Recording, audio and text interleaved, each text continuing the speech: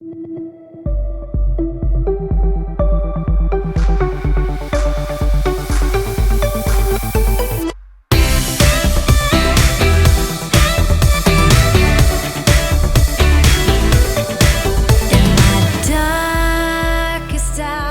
back, students, small group leaders, parents, all of you who are out there. We're excited to be back for Louder Conversations, Volume 2. So, just a reminder, the whole point of all this is for you to go and we're going to hashtag it, get loud. So go and get loud with your community, with people, the only people around you are your family. Your family, yep. Do that in your small groups through Zoom or FaceTime or whatever you guys are doing. So, the whole point is not for you to sit and watch what should be a sermon and then you go about your life and do, mark a checklist or whatever. The whole point is for you, is to just be a springboard for you to go and have conversations. So that's the whole point of all the loud conversations. And to help you do that, we have resources on our website, our teaching guide that we're using, also small group guides, discussion guide stuff, so you guys can have conversations and kind of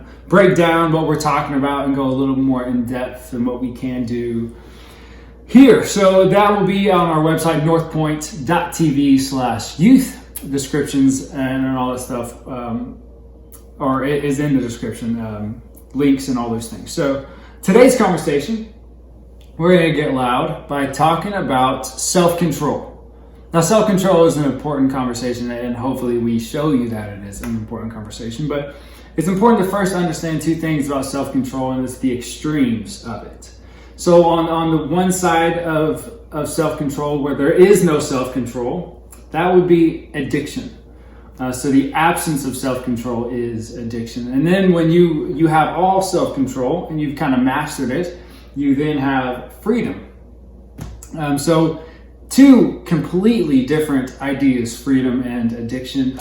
And so that's what we're going to be talking about today. So we want to shape the conversation around what is addiction, what is freedom, what does the Bible say about having self-control, and then from there springboard you guys to go have loud conversations. So talking about addiction, there's two kinds of addiction, and we'll call it substance and behavioral. So there's substance addiction and behavioral addiction. And again, understand addiction is ultimately when we've lost all self-control, when there is no self-control, and we're being mastered or governed or enslaved to some substance or to some behavior. And we'll talk about what we mean by that. So we'll start with substance. Substance, I think we're all pretty familiar with. When we talk about substance addiction, we're talking about a product, a substance, weed, alcohol, vaping, tobacco, and there are a lot of other hard drugs or hard substances that you think of, and you think, oh yeah, that's an addiction that should be addressed. But it's important when we're talking about addiction, being governed and mastered and enslaved by stuff, we're talking about all substances. So we're talking about caffeine, and we're talking about sugar, stuff that we eat every day, stuff that you probably think is totally fine. And I think there's totally a place for sugar and caffeine. I've had both of those today. What I don't think there's a place for is being governed and mastered and enslaved by caffeine, sugar, or any other things that I mentioned. And there was a season of my life where I woke up and the first thing I had to do was have a cup of coffee. I had to have it. I was definitely bound and mastered by coffee, to the point where I had no self-control over it. And when I made the decision, I was like, man, I have to stop doing this so much. It was a battle for me, and it took some time. And it took a lot of mess ups and a lot of times where I just like, man, I had to have a cup of coffee when I was trying to just like really back off. And I'm now in a place where I don't have to have one every day. It's nice too, but I definitely don't have to. I feel like I've gained that self-control, but there was a time where there wasn't self-control. So the other type of addiction is behavioral. Cass? Yeah, behavioral addiction maybe is a little bit more subtle than substance addictions, but I think of a number of things. Maybe it's shopping, maybe it's things that you watch, social media, texting, even FaceTiming, the use of your cell phone, pornography, internet access type things. And anything like that, where you maybe aren't consuming something physically, but you are consuming something. You're returning to the same platform or the same opportunity to spend your time or create some kind of a comfort for yourself. When those things get out of hand and you don't want to go a day without them, that is a lack of self-control and exhibits a bondage to that thing. So for me, social media, I cycle through being on social media, being off social media, on, off, on, off. And I'm sure if anyone watched it, they'd think, what the heck, Cassie is such a weirdo. But the reason why I do that is because it doesn't take very long for me to really get ingrained in social media. I don't want to go a day without it. I check it all the time. I spend a lot of time on it. And when I recognize that I don't want to go a day without it, I try to immediately delete the apps right then. Because if that is something that I am orienting my life around, that I am uncomfortable with going without, this applies to every single thing that we have just listed. If you cannot go without it, it is controlling you. And you gotta cut that off. Yeah. So I just delete them. And then, when it's sort of ebbed away, I'll get back on and check. I like seeing people's baby announcements or marriage announcements and those kind of things. It has its place, but if it's controlling you, it needs to get out. Yeah, so as we continue talking about self-control, what we want you to do is just have whatever it is in your life in mind. Think about, maybe for you it's caffeine like it was for me, or maybe for you it's social media like it was for Cass. But maybe for you it's sugar, or maybe for you it's vaping, or maybe for you it's Netflix or TV, anything like that. Yep. Think about it. I encourage you to really just have it in your mind and don't let it escape. Don't push it away from you right now. But let's think about that as we continue this conversation, because this is where it gets really fun. We're going to talk about what the Bible says about self-control, maybe about addiction, and about freedom. But it is important to understand, when the Bible was being written, the science of addiction was not a thing. They didn't have doctors going out and doing studies on people and trying to figure out the science behind addiction. Didn't happen. But it does mention all over about self-control. And we, again, looked at kind of the extreme of no self-control is addiction. So the Bible is on track about this. Clearly, it just didn't have the Didn't have brain scans yet. Yeah, so. Well, it wasn't a thing. So the first verse that we want to share with you is Titus 2. And I'll read 11 and 12, but verse 12 is kind of where it really talks about it. But I'll read Titus 2, 11 and 12. It says, "For the grace of God has appeared, bringing salvation for all people, training us to renounce ungodliness and worldly passions, and to live self-controlled, upright, and godly lives in the present age."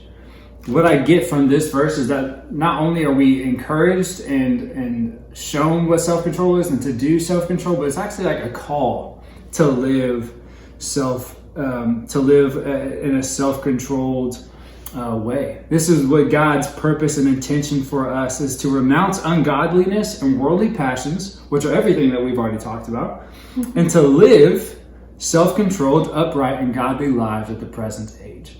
So self-control this is a calling for you. This is what we're purposed to do, and it's a commandment.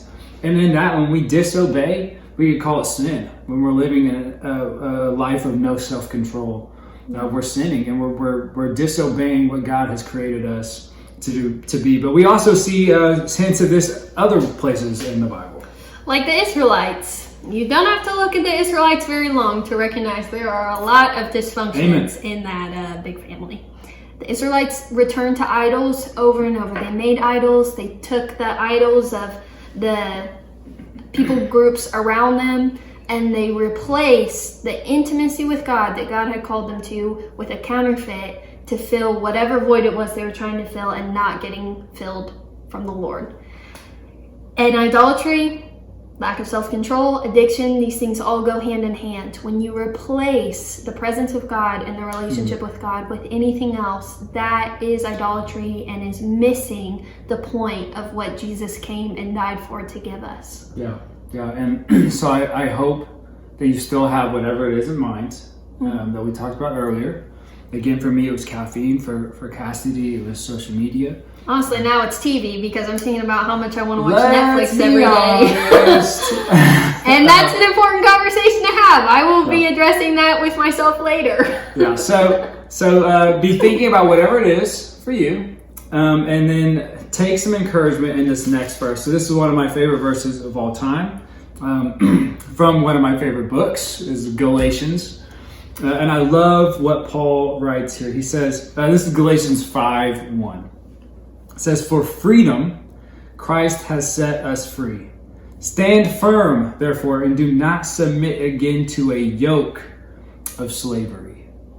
This is such an encouraging verse for me because I see two things. The first thing is that Christ set us free for freedom. This was his purpose in bringing us freedom, is to have it. He didn't set us free so that we could go and be enslaved to different things, to any substance or any behavior. But Christ's purpose and mission and intention was for you to have freedom.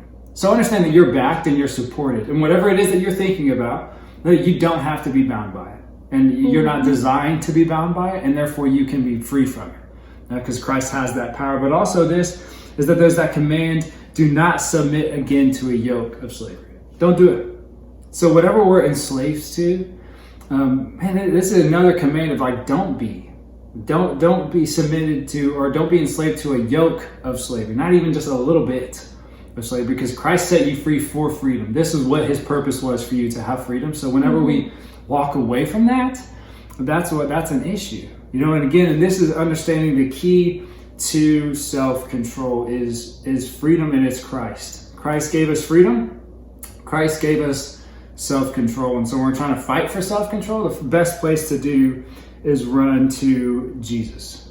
I understand slavery and addiction is from the enemy, and freedom is from the Lord. These are opposing forces, but we know which one wins. So let's just submit to freedom. Let's just have freedom and not feel like we have to be bound by anything else. And Cass, I know you have some different thoughts. Well, you kind of just covered it. You kind of just covered it all. Yeah, it is that. It's not a doctrine of behavior modification. It's not a call to self-control so that you can have a lame life and not experience any joy. When you're free in Christ, you have the best life. I don't care what we're told by secular culture. The true joy and the true fun and the best version of life is only found in the Lord and only found in relationship with Jesus. So let yourself feel convicted when those things are in the way. When you feel challenged, when you feel convicted about something, don't run from that feeling. Get before the Lord and ask God what needs to change in your life so that you can have the freedom that God designed you for and has bought for you at a price and wants to give you today. Yep. Yeah, so if you feel bound by something or know someone who feels bound by something, I want you to know that this conversation is not in any way like us on a high horse or us even giving you like, here's the quickest tool or anything like that, but it's just, we want you to be aware of that. What Cass has said and what I've said is, addiction and slavery is from the enemy and freedom is from Christ. And when we understand that doctrinal idea and truth, then we know where to run, and we know where to find peace and comfort. So whatever it is for you today, whether it's pornography or television or caffeine or social media or cell phones or vaping or whatever it is, and maybe you feel like there is no way out. Like, man, it's been this way for 2 years, or it's been this way for 3 years, and there's no way out of this. I know that I'm just going to be stuck to it, and this is going to be something I'm just going to change my life around and be okay with it. Understand that you don't have to be okay with it. And the Lord has given you freedom, and all you have to do is receive it. So there is freedom. So as you guys, and let me say one other thing about that. It's not, experiencing freedom is not something that happens alone. There's a reason why the Bible talks about confess your sins to one another, that you may be healed. Not get healed on your own and then go to your friends and tell them about it. No, be honest. If you're struggling with something, you need to tell someone. You need to talk to your family or your small group leader, or in whatever capacity you connect with your small group today or tomorrow. I just that is so important, and Yeah. I've seen that play out in my life over and over again, that Satan wants to isolate us so that we can't have that freedom, but God always invites us to experience Yeah. healing in community, and that true breakthrough is available because of Christ. Yeah, that's so good. And so to close, we just want you to know that this is definitely a loud conversation. And when you go and you have this conversation, it can be uncomfortable. Cass and I were uncomfortable just planning it and figuring out how to address it in a decent manner. You know, so it's a weird, uncomfortable conversation.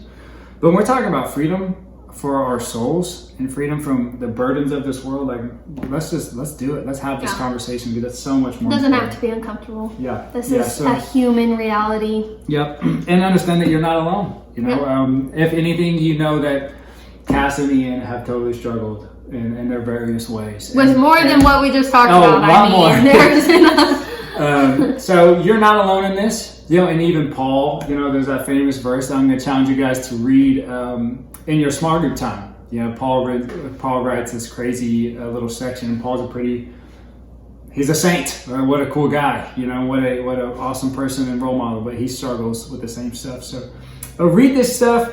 And understand, we just want you to have these conversations. It's really important. So remember about the tools and discussion guides and our teaching guide that you can go and reference, and go and get loud. We love you guys. We're for you, and it is for freedom that Christ has set you free. Understand that truth and go have freedom. We love you guys. Peace.